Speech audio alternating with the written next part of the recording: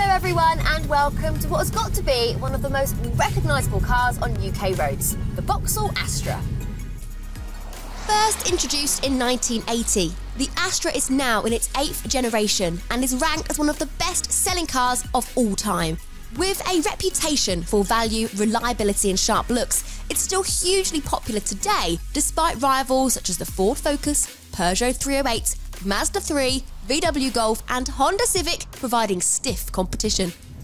Now, to find out how good this Mark 8 version really is, we've been running it as a Parker's long-term test car. And today, I'm going to talk you through all the good bits and bad bits of this British-built family hatchback.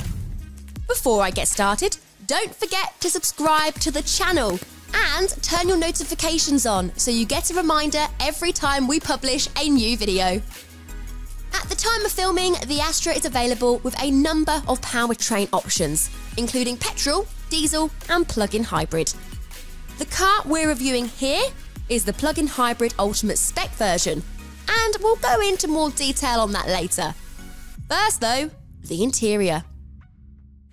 Climb into the Astra's cabin and you would be forgiven for thinking that it feels quite familiar. And that's because this car is based on the same platform as the Peugeot 308, and as a result, shares more than a few components. Happily though, one is not just a rebadged version of the other. And in my opinion, the Astra actually gets the better interior of the two. What I really like is how uncluttered it is in here. Instead, you've got a super simple design that's trimmed with good quality materials and nice design touches. The steering wheel, for example, is finished in leather, plus there's some plush, soft touch fabrics dotted around. It's not perfect though, as I can't help but notice how dark it is in here, plus the area below this bank of switches does look a bit harsh and drab. Move your eyes upwards though, and what Vauxhall calls its pure panel multimedia system is much more attractive. It's comprised of two 10-inch screens, both set into the same sheet of black plastic. It is very sleek. The left-hand display is a touchscreen and contains the main infotainment functions, such as sat-nav, media, telephone, etc., while the right-hand screen is your digital dashboard. It's very clear, plus different screen presets can be selected using this button at the end of the indicator stalk. A word of caution, however, it's not as advanced or customisable as the digital display systems you'd get in a Mercedes or Audi, so do manage your expectations accordingly. As for space and comfort, those up front should be pretty happy, especially if you get a model with the AGR approved sports seats. Standard on GS line and Ultimate models, they're super comfy and supportive and definitely worth getting a high trim level for. Storage space is also impressive, with a variety of places to store your odds and your ends. Plus, I'm a fan of the hidden sunglasses holder. Remember that drab plastic area I mentioned earlier? Well, if you press on this button here, there's a discreet place for your sunnies. Priced from just over £25,000, standard equipment on the Astra is pretty generous. The basic design spec car gets LED headlights, high beam assist, front and rear parking sensors, lane keep assist, cruise control, those 10-inch screens, wireless Apple CarPlay and Android Auto, keyless start and climate control. Not bad at all. If you get the top spec Ultimate trim or Ultimate plug-in hybrid as we have here, then further goodies await.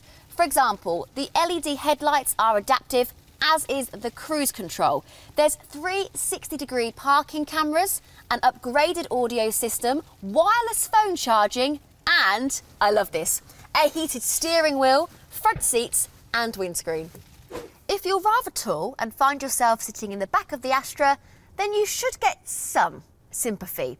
It's not what you'd call cramped, but rivals such as the Ford Focus are noticeably better, especially around the knee area.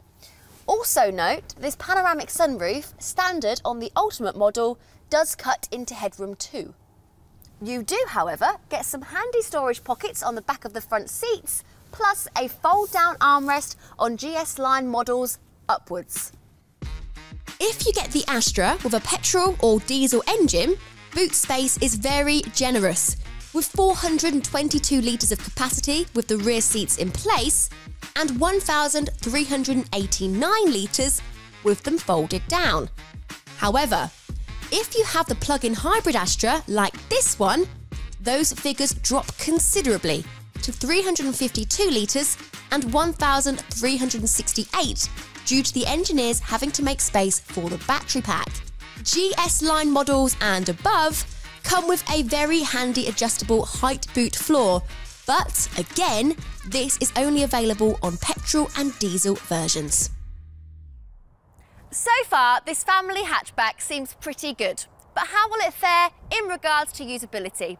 We're going to find out in a simple test we like to call Hope's Car Olympics. So against the clock, I've got to fold down the rear seats so they're flat, tune in the radio to Absolute FM and set the sat-nav to take me to Buckingham Palace, where hopefully it's less windy and a little bit warmer. I'm ready for the timer. Let's go! So we're going to open the boot first of all with this nasty little badge. Oh, right, up here, push, there we go. And then I'll leave the boot open. I'm very discombobulated today. Okay, we're in. Oh, stop beeping at me. Okay, so I'm going to go to home, radio here. Oh, it's already got the station list. It's being very intuitive that I wasn't ready for. So Absolute, here we go. It's on, that was very easy. For ages, there's the proof. Then we're going to go back to home. Home. Application drawer. Navigation. Getting there. I like this, it's very responsive.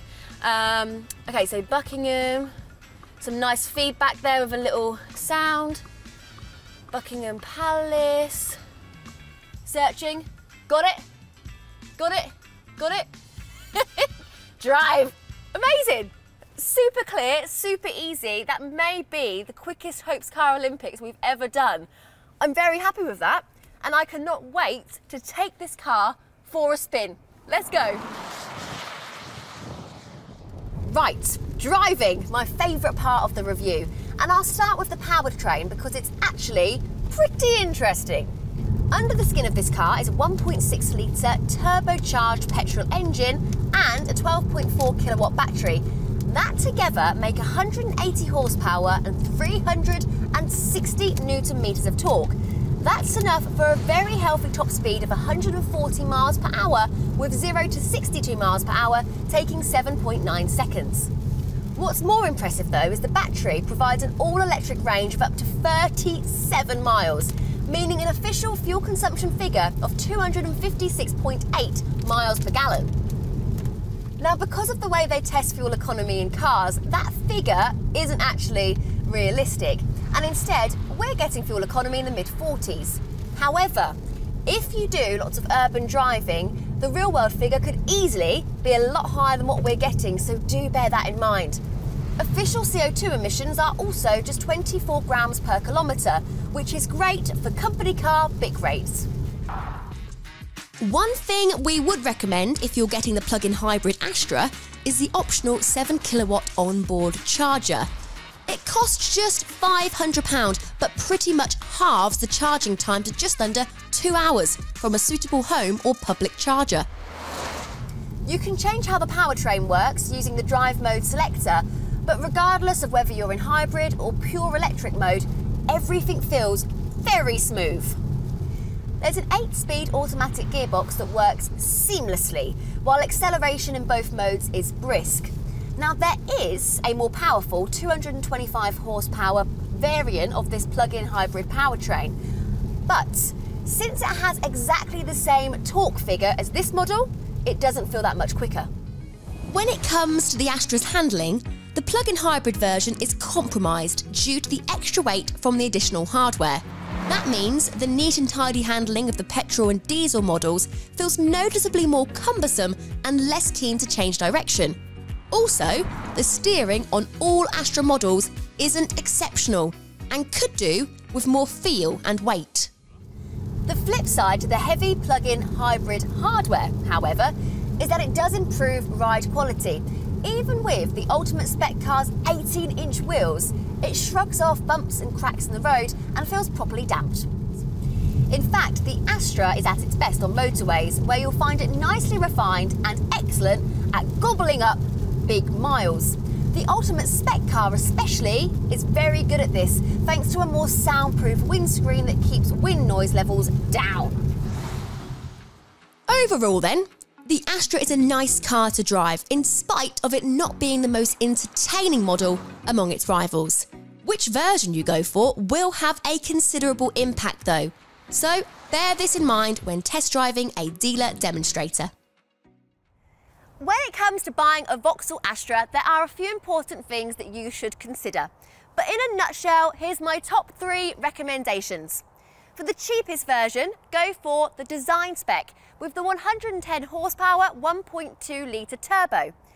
If you're a company car user, then I recommend that you go for the plug-in hybrid with its 8% BIC tax rating. And finally, if you want the performance model, go for the plug-in hybrid again with its rapid 0 to 62 mph time. The Vauxhall Astra has always been a dependable option in the family hatchback market. But this 8th gen version has taken it to a new level. Not only does it look sharper than ever, but the comfort, interior and technology are right up there with key rivals. Thankfully, it's still good value despite all the new gadgets, and most of the essential kit is included as standard. If it were my money, I'd get the 130 horsepower 1.2 litre petrol with the sporty GS line spec and a nice bright colour such as cobalt blue or electric yellow.